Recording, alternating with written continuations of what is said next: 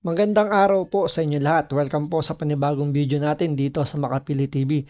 Ito, panoorin lang po natin itong parte ng mga speech ni Pangulong Duterte dun sa nakaraang rally kung saan yung rally na to para sa suportahan yung SMNI at itong si Pastor Kibuloy. So ito, panoorin po natin yung magiging reaksyon ni Banat Bay dito sa pag-attend ni Pangulong Duterte dito sa rally na to. Pero bago ang lahat, baka pwede naman pakipindot yung subscribe button kung hindi ka pa nakasubscribe sa channel na to. At pakalike na rin po ng video. Wala naman pong bayad dyan. Kaya pindot na. So ito, panoorin na po natin. Itong ibigay ko sa inyo, maliit ito na bagay. Pwede ninyong itapon ito pagkatapos. Tapon mo lang sa isip mo. Pero pagdating ng panahon, nakikiusap ako sa inyo, nakaluhod, na huwag ninyong kalimutan, ito ay legal. It could spell the difference of what we have now, what we can pass to you, our children. At anong maibigay mo sa iyong mga apo at mga apo at mga anak ng mga apo nila. Alam mo, may mga tao talagang ayaw ko sanang Salamat, Larissa. lumipas na Lumipas na. But every time sa ating history, ni kung may presidente man who started first of all, na una, gusto niyang kulikutin, pakialaman, kalkalin niya ang Constitution. Unfortunately, Ferdinand Marcos Sr. Kaya nakataroon tayo ng from 4 years to another 4 years to martial law hanggang naging 20 years. He could have done it in 10 years. But because they wanted themselves in power, may mga tao dito kayo,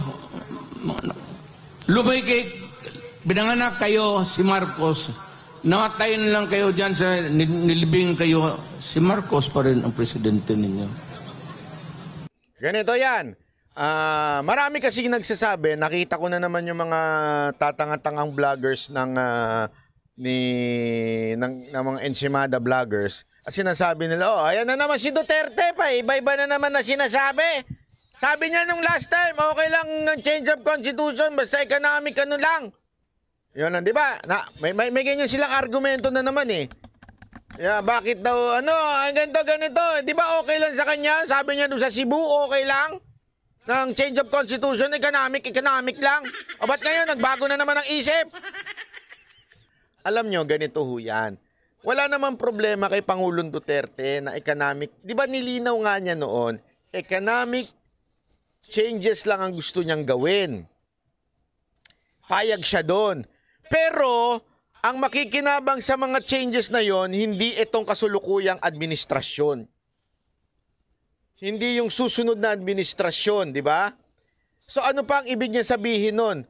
Kasi nga ho, natandaan ninyo, bawat araw, yung Cebu rally na yon, sinabi niya okay sa kanya yung economic changes, mayroong mga nangyayari na bigla niyang nare-realize na hindi pala economic changes ang gustong mangyari ng Kamara. Kaya nga bandang dulo dito, sinabi niya, may nabalitaan siya na hindi lang pala PI o kasi tandaan nyo yung PI, amendments lang. Okay?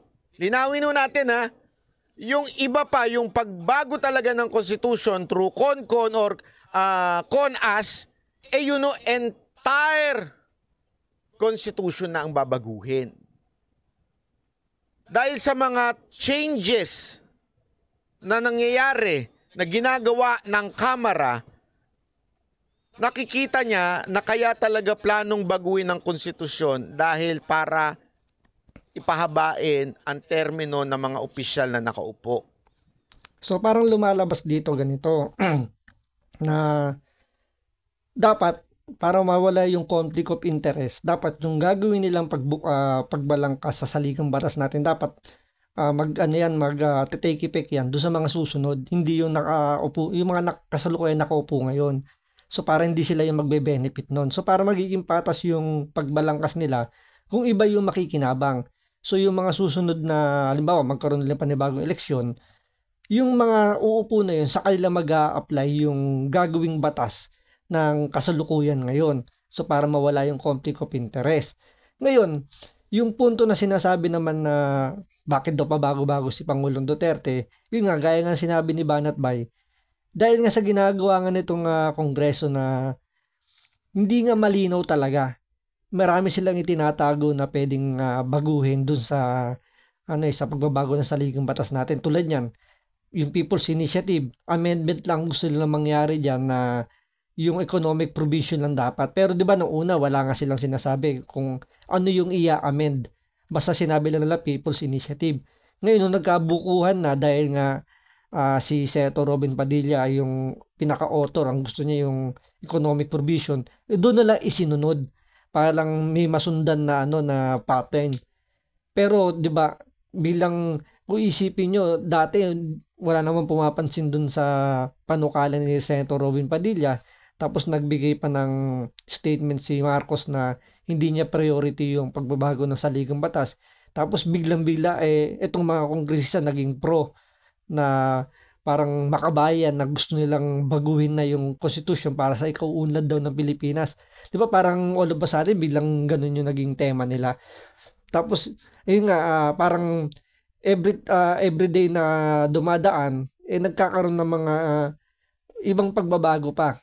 Tulad niyan, hindi na maintindihan kung tutuloy ba yung People's Initiative kasi kumikilos pa rin yung Kongreso yun pa rin tinutulak nila. Tapos biglang andyan yung CONAS, andyan yung Chacha. So maraming nangyayaring pagbabago kada araw. Kaya nga andyan na yung may nare-receive din silang mga balita na gusto pa rin itulak kasi talaga yung kumbaga parang may laging hindi nawawala yung spekulasyon na term extension talaga yung pinakaplano nitong mga kongresistang to. Kaya nga hindi naman pwede talagang maging consistent yung statement ni Pangulong Duterte dahil nga magdidepende yan kung ano yung mga itinatakbo ng issue kada araw dun tungkol sa People's Initiative or sa pagbabago ng konstitusyon natin. Siyempre kung ano yung ibinago nila diyan, kailangan mag-adjust din si Pangulong Duterte kung ano yung mga naririnig niya, ano yung magiging opinion niya. Kaya paiba-iba rin yung statement niya dahil paiba-iba nga rin yung ikinikilos nitong kamera na to. Hindi ho siya nagbago. Ang nagbago ho, yung sitwasyon na kung saan nagbabago yung mga sinasabi nito mga congressman natin, itong kamera, at ngayon tila gusto na talagang baguhin ang entire constitution. Kaya nga sabi niya, bantayan natin. Dahil once binuksan na yan, iba ho yung amendments sa bubuksan. Huwag tayong tanga. Kayong mga MC Mada vloggers, pinanganak ng tanga, hanggang ngayon tanga pa rin. Rosa Hill, salamat po. Amendments po kasi yung PI. Yun okay lang, hindi magagalaw ang lahat doon. Etong CONAS and CONCON, iba na ho ito. Buong konstitusyon bubuksan na. Naiinit nyo ulo ko Tuloy, Pangulong Duterte. Yan lang na nga. You know, kayo sa likod, yung mga lumad, hindi man tayo makakaintindihan dyan. Kayong mga Ilocano, kaming mga Bisaya,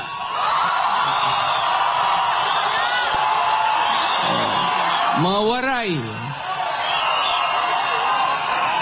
mga Moro, nung unang panahon, nakakaintindihan ba tayo? Nung una, inalipin tayo ng mga Espanyol. Wala tayong pulbura. Ang sekreto niyan, pulbura pati kanyon. So nung unang putok-putok, at mabuti na lang itong si Magellan, sumimple, pumunta sa likod ni Magellan at pinutol yung itlog niya ni Magellan.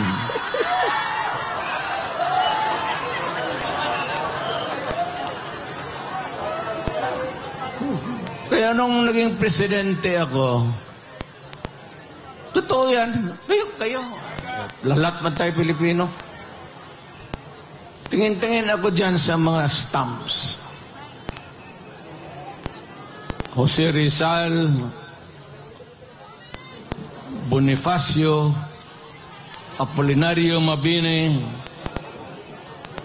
si Jacinto, Marcelo H. del Pilar. Okay yan sila. Naririnig na natin noon sa mga lulo ko na ito mga mahusay ng tao. Pero nung nagpapalaki ako ng palaki, bakit puro Tagalog ito, mga Ilocano? Sabi ko, Eto, sabi nito, hindi lang Ensimada Vloggers, pati yung nag-aastang may laman ng ulo, yung Chris ba yun? Kaibigan niya yun, ni Jay Guevara. Alam nyo kasi, sa totoo lang, dagdag pa kayo sa viewers niya. Huwag na kayong manood. Wala na nga silang viewers, nanonood pa kayo. Ilan viewers nila? 100 plus, 200. Dinagdagan nyo pa. Huwag kaya kayong pumunta. You are just wasting your time. At totoo lang. Hindi kasi tandaan ninyo ang katangahan minsan nakakahawa yan. Hindi mo minsan namamalayan. Nakakala mo nanonood ka lang ng tanga, eventually magiging tanga ka na rin. Ako pag nanood ako ng Korean novela, pagtapos nun siguradong kakain ako ng kimchi. O hindi ko namamalayan Iba yung impluwensya nun di ba yung mga K-drama. O kahit nga patayan yung K-drama na yun. May part talaga doon na kumakain talaga sila Tapos after mapapakain ka rin ng ganun.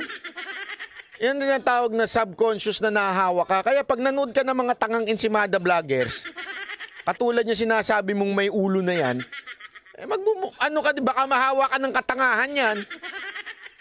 Di ba? Honestly, hindi ko kilala yan. Tinanong nga siya, sinabi nga ni Jay Guevara, pero pag tinignan mo, wala naman nanonood, padunoorin mo pa. O, tuloy.